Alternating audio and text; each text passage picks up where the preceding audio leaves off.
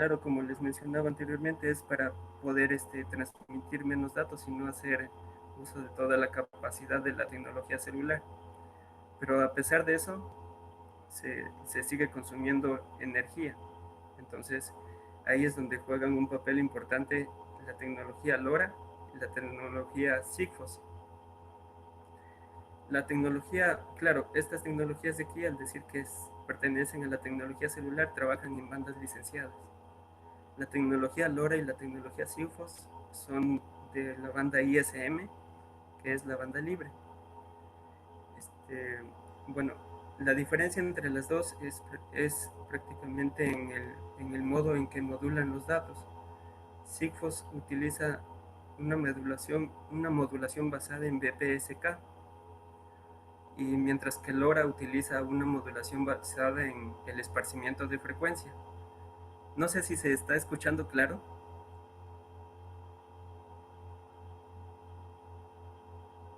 ¿Sí se escucha, Daniela? Sí, sí se escucha. Ah, ya.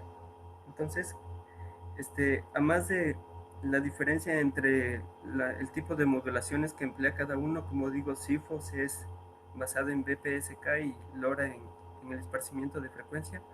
También el modelo de negocios es distinto. Sigfox se fundamenta en el alquiler de sus servicios.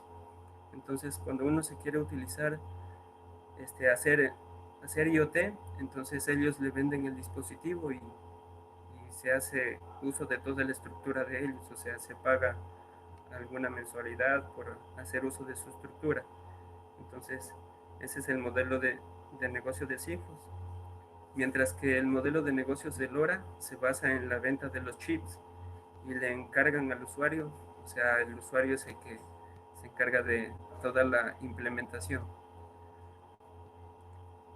Entonces, eso es básicamente la diferencia. Ahora, en esta gráfica de aquí podemos ver todos estos aspectos que se deben tomar en cuenta o que nos permiten tener una diferencia entre las tecnologías celulares, las de corto alcance y las de largo alcance y de bajo consumo. Este, Podemos ver que el número de bases o de estaciones para una red LP WAN es menor, y es porque la estructura o la arquitectura de los gateways o la arquitectura de comunicación es más simple que la estructura celular. Entonces se necesita menos estaciones base. Asimismo, el costo es más económico. Y bueno, el ancho de banda también se utiliza menos ancho de banda. El consumo de energía también es menor, dado su estructura, que es más simple, ¿no? Y también de acuerdo a la modulación. El rango, como hemos visto, es mayor, y la interferencia o sea, la cobertura geográfica y la penetración es mayor también en las redes LP WAN, y la latencia también es mayor. Entonces, ya habiendo visto qué es IoT y por qué nace la necesidad de tener redes LP WAN, por qué nace LoRa, vamos a ver en qué se basa LoRa. Como mencionaba, LoRa se basa en el esparcimiento de frecuencia. El, el, la modulación que utiliza LoRa es Chirp Spread Spectrum, o CSS. Dentro de las se conocen las tres principales modos de modulación, dentro del esparcimiento de frecuencia, que son la, la, el esparcimiento de frecuencia por salto, que lo estamos viendo aquí, que es por secuencia directa, y el esparcimiento que utiliza LoRa, que es Chirp Spread Spectrum. Entonces, Chirp Spread Spectrum es más complicado de explicar, entonces vamos a empezar con esta secuencia directa, que no es usada por LoRa, pero nos sirve para entender mejor. Entonces, aquí tenemos un bit que se quiere transmitir y nuestro objetivo es esparcir la frecuencia. Entonces, para esparcir la frecuencia, lo que se tiene que es hacer que el tiempo de bit sea menor. ¿Y cómo se logra esto? Creando una secuencia que tenga un periodo menor, o sea, que tenga mayor frecuencia al bit que se quiere transmitir. Esta secuencia que es creada tiene que ser conocida tanto por el modulador y por el demodulador, para que así cuando se pueda recuperar la señal. Entonces se multiplica el dato por la secuencia conocida y se obtiene la trama que se va a transmitir, y de ese modo se logró esparcir la frecuencia y se hace el proceso inverso para poderla recuperar. Este, este procedimiento nos permite tener una ganancia de procesamiento que nos permite tener una mayor sensitividad, o sea, nos permite lograr un largo alcance. Entonces, por haber hecho esto, de haber esparcido la frecuencia a través de disminuir el tiempo, tenemos esta ganancia, en donde RC es chip rate, los chips por segundo, y RB es la tasa de bits que se quiere transmitir. Entonces, este chip rate también se lo conoce como esparcimiento de frecuencia, o SF. Bueno, entonces ahorita vamos a ver la modulación que usa propiamente LoRa, que es Chirp Spread Spectrum. Chirp es como un sonido o un chirrido que suelen hacer los pájaros. Entonces, al ser un sonido, se lo representa con una señal sinusoidal. Entonces, aquí se representa una señal que va desde mayor frecuencia a, perdón, de menor frecuencia a mayor frecuencia. Entonces se la reconoce como chirp up. Esta es la representación de señal con respecto al tiempo. Entonces aquí se puede ver que va de una frecuencia menor a una frecuencia mayor, como muestra la gráfica. Y también es el chirp down, que va de una frecuencia mayor a una frecuencia menor, como se muestra aquí. Entonces en esto se basa la modulación chirp, en que a diferencia de acá, aquí uno se coloca una secuencia que tiene unos y ceros, ¿no? Se los representa con, claro, en este caso menos uno y uno, pero en este caso en cambio es con chirps. Bueno, entonces esta señal se la puede ampliar en el tiempo, se la puede ampliar o se la puede reducir. Ese ampliamiento o reducción se lo conoce como spread factor, que es el factor que viene aquí. Entonces, lo que mencionaba aquí, que se puede ampliar o se puede reducir, se representa acá. Entonces, cuando se utiliza mayor tiempo, tiene esta representación. Y esto representa un spread factor de 12. Esta gráfica va de un spread factor de 7 a 12. Entonces, como podemos ver, si tenemos un spread factor de 7 es bien pequeñito. O sea, se redujo el tiempo más. Así mismo acá.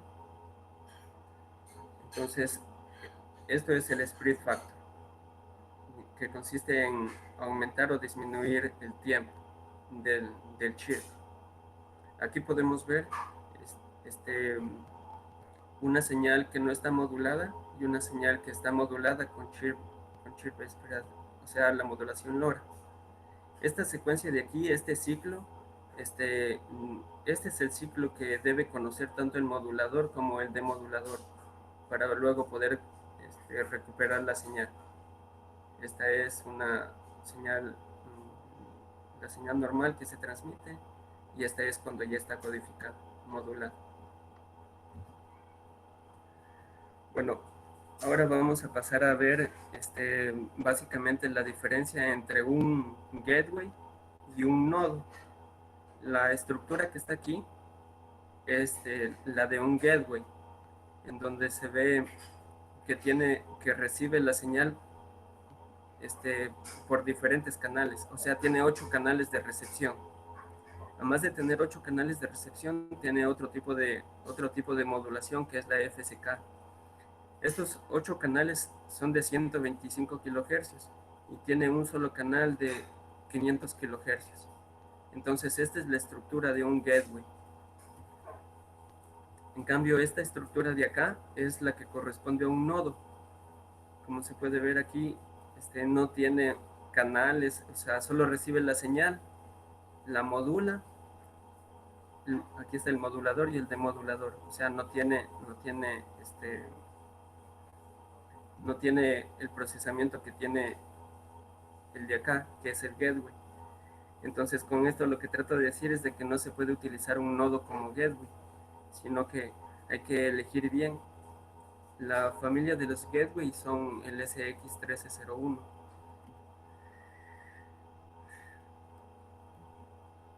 Entonces, en esta gráfica de aquí es importante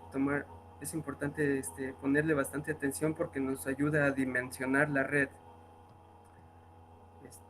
Aquí podemos ver la cantidad de bytes que podemos transmitir, o sea, esto es lo permitido, esto es lo máximo, lo ideal.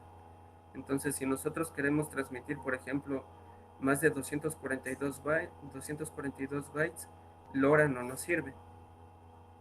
Entonces, tenemos que tomar en cuenta cuál es la cantidad del payload que queremos transmitir. Y bueno, LoRa permite también hacer cambios en la configuración a través de comandos MAC.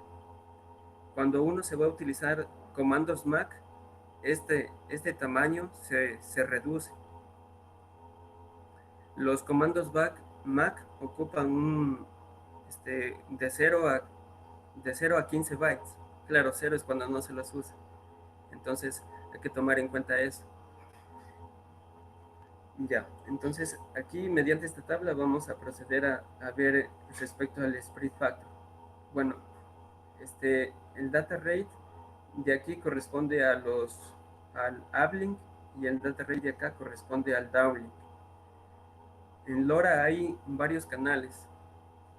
Hay canales de 125 kHz y de 500 kHz. Y para los canales de bajada hay solo canales de 500 kHz. Bueno, eso ya lo veremos más adelante. Ahorita es lo que quiero mostrar es de que cuando se tiene un spread factor pequeño, quiere decir que se tiene una mayor tasa de bits y que se tiene una mayor cantidad de bytes a transmitir, ¿sí? Y cuando se tiene un spread factor mayor, se tiene la menor cantidad de bytes a transmitir y se tiene, claro, naturalmente una menor tasa de bits. Entonces, en conclusión de esta lámina, se puede decir que para llegar a tener una cobertura mayor, se debe configurar los nodos con un spread factor alto. Esa es una, y la otra es de que si se va a utilizar comandos MAC, que generalmente casi no se los usa, pero deben tomar en cuenta. Si se va a utilizar comandos MAC, esta tasa este, esta, esta cantidad de bytes a transmitir se reduce. Entonces aquí vamos a ver en resumen también qué es lo que sucede cuando se varía el spread factor. Entonces, como decía anteriormente, cuando se aumenta el spread factor, nos permite tener un mayor alcance. Nos permite tener un mayor alcance, ¿sí? Pero también a medida que, o sea, cuando se hace que el spread factor sea mayor es porque se hizo que el tiempo sea mayor. Entonces se tiene un mayor consumo porque se necesita más tiempo para que el nodo transmita.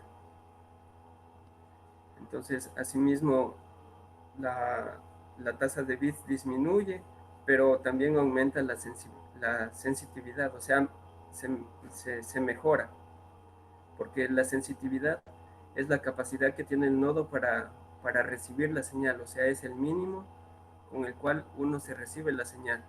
Entonces, entre más negativa es la sensitividad, es mejor. Entonces, en este caso, con un split factor mayor, se tiene una mejor sensitividad. Ahora vamos a ver lo que es el protocolo LoRaWAN. En esta gráfica de aquí podemos ver que la estructura de LoRaWAN se compone de dos partes. La parte que corresponde a la MAC, a las opciones MAC, o sea, a los modos en los que trabaja el nodo y a la modulación. Para la modulación, al hacer el chip debe tomar en cuenta las diferentes frecuencias en las que se va a trabajar. Y acá se tienen los diferentes tipos de nodos en los que se puede trabajar un nodo. Los que se encargan de la modulación es solamente es de la modulación es LoRa, es Semtech. Claro que Semtech también mediante convenio le permite también crear los chips a Microchip y otras compañías. Pero básicamente es de la capa física, de la primera capa, de la modulación puramente, se encarga LoRa. Y del protocolo, la forma como se van a interconectar los nodos y la forma de red, la seguridad, la administración de los datos, se encarga LoRa Alliance, la alianza LoRa.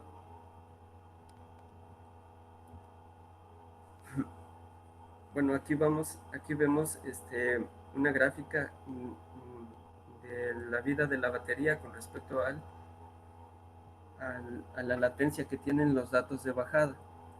Entonces, cuando tenemos un nodo que trabaja en modo A, quiere decir que solo el nodo puede enviar información al gateway. Y el gateway solo le responde cuando el nodo abre una ventana de recepción, cuando envía otro dato. Entonces, dado que la comunicación es poca, no es una comunicación bidireccional enteramente,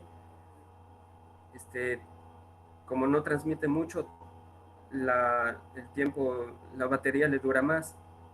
En cambio, claro, y la latencia del downlink que le envía el gateway es alta, porque naturalmente tiene que esperar a que el nodo vuelva a enviar un dato para poder recibir la confirmación que le envía el gateway o lo que le quiera enviar el gateway. En cambio, en el nodo B ya se tiene una comunicación más bidireccional. Entonces, aquí se abren más ventanas de recepción para poderse comunicar con el gateway. Mientras que en el nodo C ya se tiene una comunicación completamente bidireccional. Casi siempre se están abriendo ventanas de recepción para poder recibir los datos que le envía el gateway. La utilización de uno u otro depende de la aplicación. Por ejemplo, si nosotros solo queremos enviar o medir la cantidad de algún tipo de consumo y no queremos activar algún tipo de relé o algo para cerrar alguna válvula, solo queremos saber el consumo, entonces es aconsejable utilizar el nodo A. En cambio, se aconseja utilizar el nodo B cuando se quiere este, activar algún tipo de relé para, para disminuir la latencia y que el relé tenga una respuesta rápida. En el modo C casi no se trabaja mucho porque el, el, el consumo de la batería sería, o sea, se consume mucha energía. Entonces es más aconsejable trabajar en modo B. Aquí vamos a ver la estructura o la arquitectura de la tecnología LoRa. Entonces aquí podemos ver que hay diferentes nodos. Estos nodos pueden ser de humedad, de voltaje o cualquier tipo de sensor. Entonces, este nodo lo que hace es enviar el dato y dependiendo de la ubicación, ¿no? Le recibe ya sea dos o los tres gateway, recibe y eso le envía al servidor de red. El servidor de red es el que se encarga de, como recibió, por ejemplo, para este nodo de aquí, este le envía este gateway de aquí y este de acá, entonces le envía dos datos, le llegan dos datos del mismo sensor.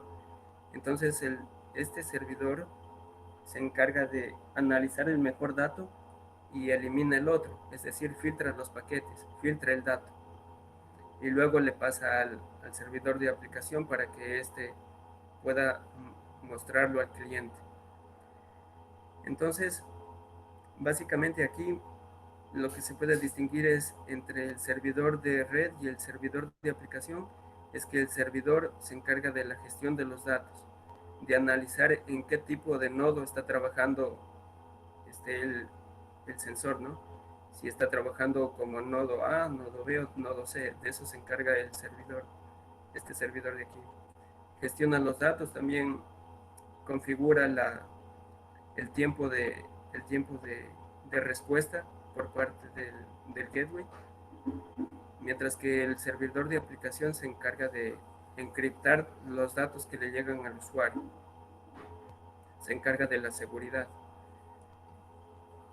y también se encarga de prestar integraciones para diferentes aplicaciones para que los usuarios puedan revisar sus datos. Para que toda la comunicación se complete, se necesita dos claves, una que es para el servidor y otra para la aplicación. Y se utiliza este tipo de seguridad que es la AES. Claro que aquí podemos ver de la gráfica, ¿no?, que para llegar al gateway se utiliza LoRa, ¿no? Y desde el gateway hacia el servidor y el resto se utiliza una red IP, la tecnología IP. En esta gráfica de aquí podemos mencionar de que hay diferentes tipos de servidores open source y servidores privados. En este caso estoy mostrando la estructura de un servidor open source. También hay servidores privados como The Thin Networks, que es TTN. Entonces, bueno, aquí, como mencioné, hay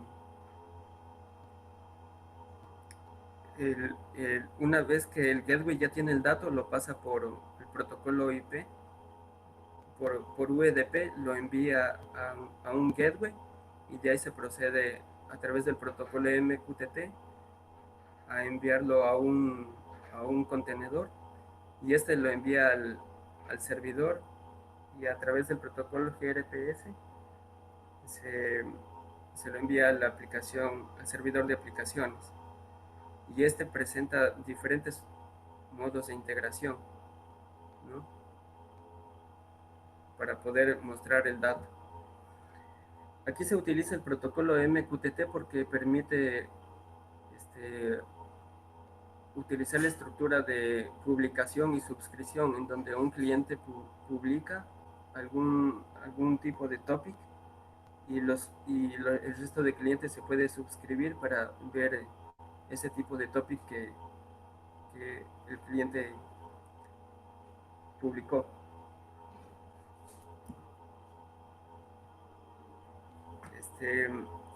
Aquí vamos a ver los diferentes canales que utiliza Estados Unidos, que es lo que corresponde para nosotros también.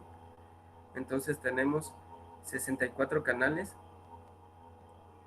64 canales de 125 kilohercios y 8 canales de 500 kilohercios. Estos son de uplink y se tiene 8 canales de 500 kilohercios para downlink. Y la frecuencia de operación es de 902 a 928 MHz. Es lo que corresponde a Estados Unidos. Se la conoce como banda US 915. Bueno, aquí podemos ver referente a un gateway ID que se debe obtener cuando se configura un gateway. Entonces, después de configurarlo, se debe obtener una identificación que es tipo MAC. Entonces, esta identificación, como digo, es de 16 bits ¿Y cómo se la obtiene? Después de haber instalado todas las librerías, se da permisos de ejecución a este programa y luego se le ejecuta. Y de ahí se obtiene este Get with ID.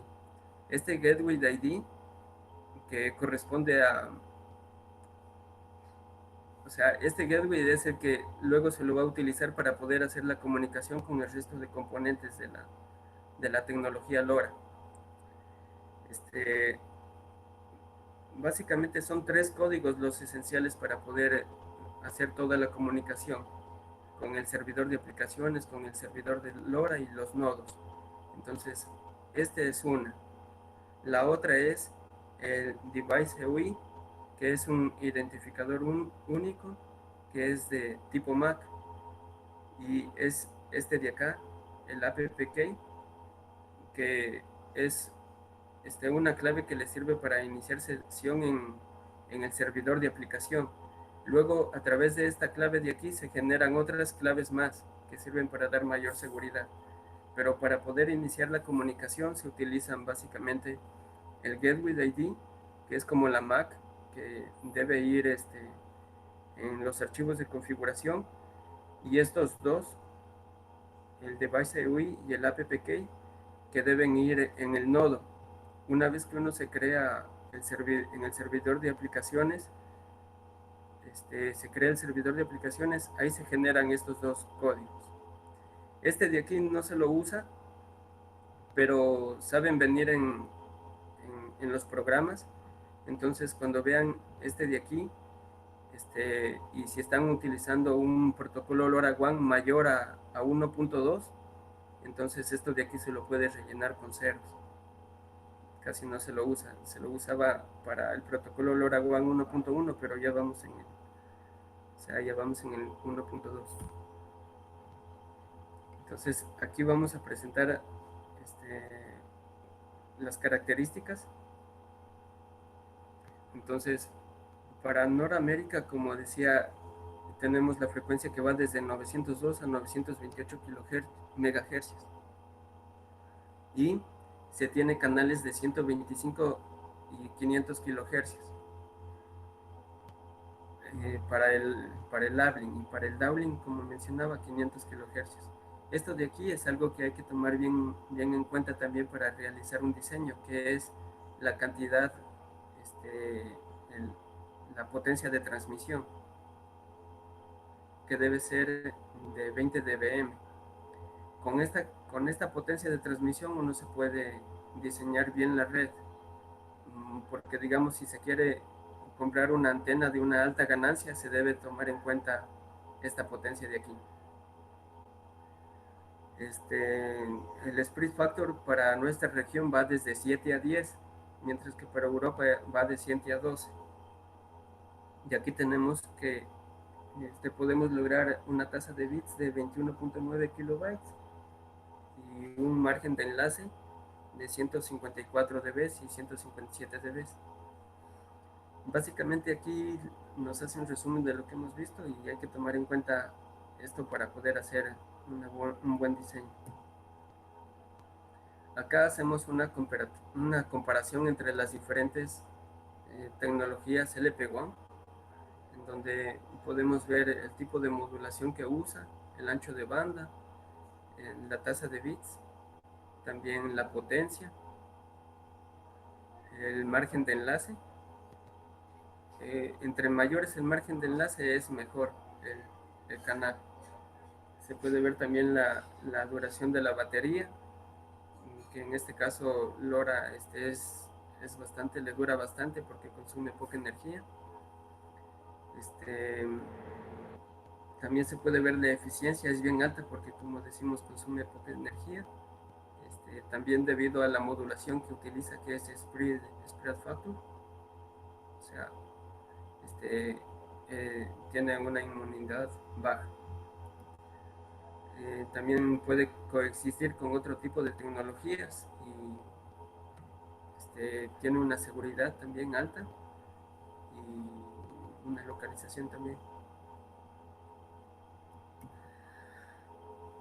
Bueno, ahora vamos a ver lo que hay que tomar en cuenta. Como decía,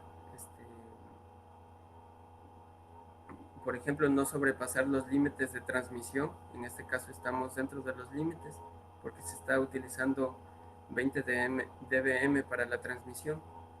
También aquí podemos aprovechar esta gráfica para indicar los diferentes conceptos que son el RSSI, que quiere decir la señal, la potencia con la que llega la señal. Se puede ver cómo se calcula en margen de enlace y también se puede ver la sensitividad. Como mencionaba, la sensitividad entre más negativa es mejor, porque la sensitividad muestra o indica la potencia mínima con la que yo puedo recibir la señal. Entonces, entre más negativa, entre más sensible es el nodo, es mejor. Entonces, aquí, por ejemplo, para calcular la potencia la potencia que recibo, se calcula sumando todo lo que es ganancia y se resta todo lo que es pérdida. Y nos da un resultado de menos 80 dB. También podemos aprovechar esta lámina para ver lo que significa IRP. IRP es la potencia que tiene como referencia a una antena isotrópica.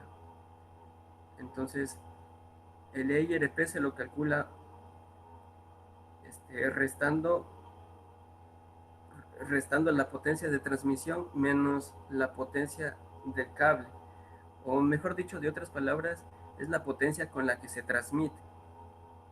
La potencia con la que se transmite. Entonces, ¿cuál es la potencia que le llega aquí? Es la potencia que utiliza el dispositivo menos las pérdidas. Entonces, ese es el IRP. Son datos que hay que tomar en cuenta. Entonces, no sobrepasar la potencia de transmisión. También hay que tomar en cuenta el IRP, la ganancia de la antena. Por ejemplo, si se tuviera una ganancia alta, hay que ver cómo se pone aquí un cable para poder disminuir esa ganancia que da la antena o reducir acá la potencia. Mejor sería reducir la potencia. Entonces, porque entre aumentar la potencia y mejorar la ganancia de la antena, yo pienso que es mucho mejor mejorar la ganancia de la antena, porque la ganancia de la antena es un aspecto físico. Y entonces es mejor tener una antena de alta ganancia. Bueno, ahora vamos a ver un resumen cortito en el que nos hemos dado cuenta que hay diferentes tecnologías y que antes de hacer un uso de cada una de ellas se debe evaluar los objetivos, como el alcance, el costo, la seguridad, la autonomía, la escalabilidad. Entonces eso nos permite escoger la mejor tecnología. Como decía, la cantidad de payload que se puede transmitir, el máximo es 242 bytes. Si se quiere transmitir más de eso, quiere decir que no se puede utilizar LoRa. Bueno, como hemos visto también en las gráficas del Spirit Factor, podemos ver que LoRa sacrifica la tasa de bits, pero me permite mayor alcance, o también lo contrario, también funciona. O sea, puedo aumentar la tasa de bits, sí, aumento también el payload, pero no tengo un gran alcance. Y también cada vez que se vaya a hacer un diseño hay que tomar en cuenta los reglamentos para no intervenir, no causar interferencias a otras tecnologías. Si por ejemplo aumentamos demasiado la potencia o aumentamos demasiado la ganancia. Bueno, muchas gracias. Esa ha sido mi exposición. No sé si hay alguna pregunta. Si tienen preguntas, pueden encender su micrófono y realizarlas, no hay ningún problema.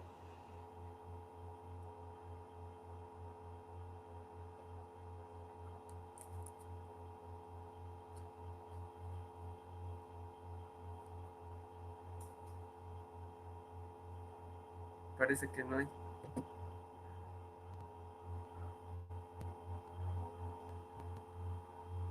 John pone, ¿qué distancias de transmisión has logrado y cómo podrías mejorar el rango? logramos una distancia de 3.4 kilómetros y pudimos transmitir 11 bytes.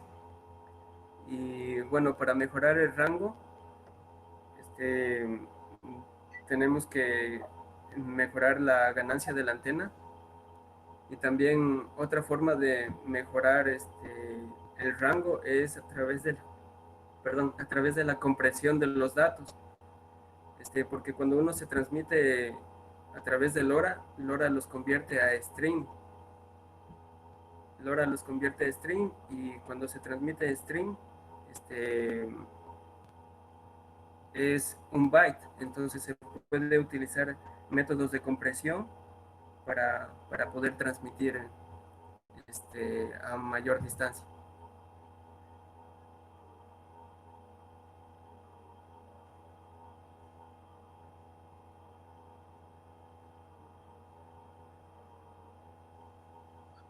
¿Alguna otra Hola, pregunta? hola.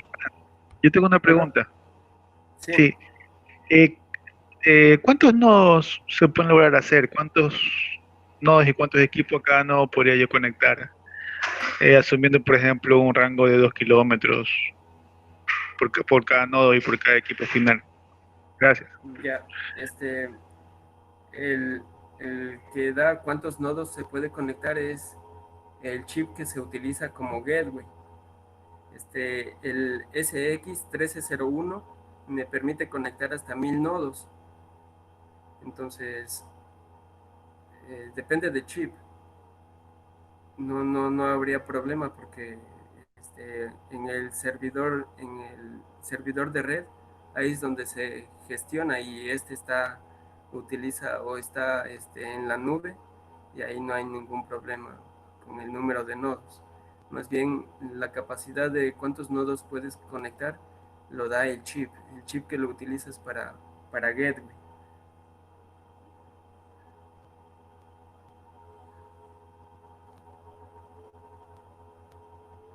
¿Otra pregunta?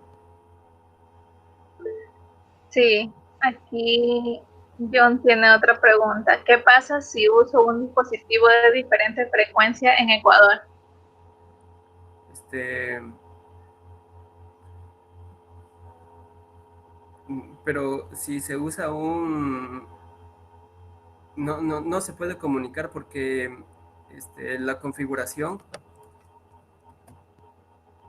me permite. Aquí, por ejemplo, este es un archivo en donde se configura la frecuencia que se va a usar. Entonces, el Semtech, que es quien trabaja en la modulación LoRa, también provee de archivos que los pone en GitHub, y esos son los archivos que se deben configurar y luego cargarlos al servidor. Entonces, aquí en este archivo podemos ver las diferentes frecuencias en las que se puede trabajar. Entonces, dentro de este archivo es donde uno se configura la frecuencia. Entonces, si se utiliza una frecuencia diferente, no trabajaría. Porque aquí, por ejemplo, le vemos la configuración de la frecuencia, que es 902.7 MHz. Entonces, el, el gateway está configurado solo para recibir este tipo de frecuencia. Entonces, no trabajaría.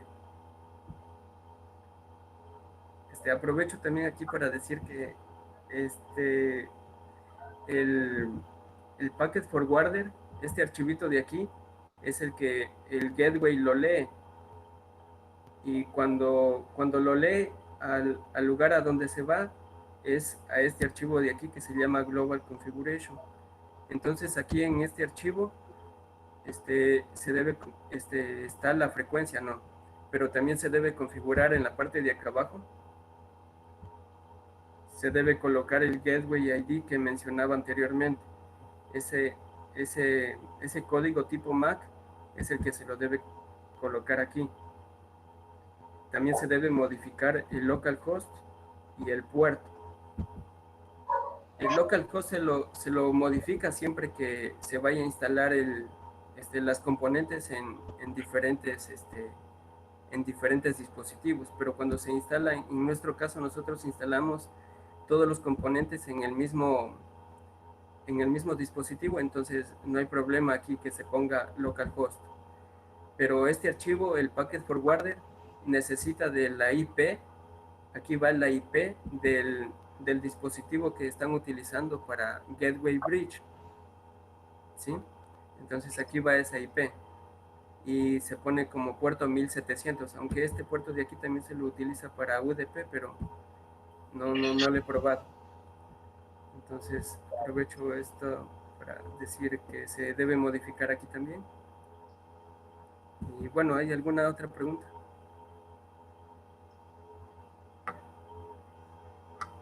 No sé si tienen alguna otra pregunta.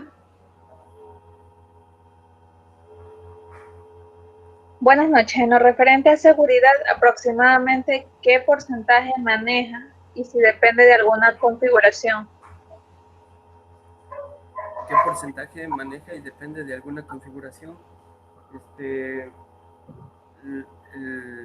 La seguridad que maneja se da a través de las claves que necesita para iniciar sesión.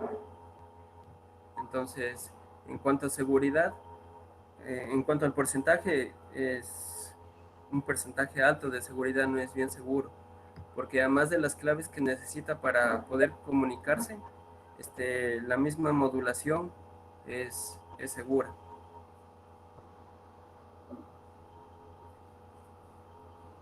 Aquí hay otra. ¿Qué tipos de cambios se realizan por los comandos MAC? Se realiza como temas de configuración, por ejemplo,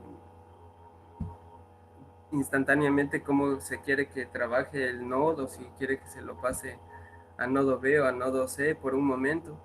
Entonces, ese tipo de configuraciones que no son generales se las puede hacer a través de comandos MAC. O también para solicitar algún tipo de información, como por ejemplo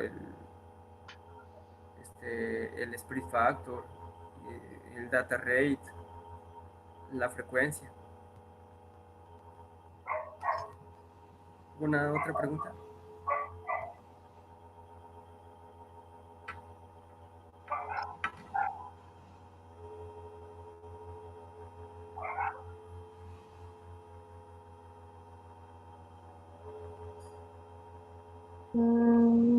Parece que no. Allá. Entonces, les agradezco mucho, ¿no? por la oportunidad y que pasen muy bien.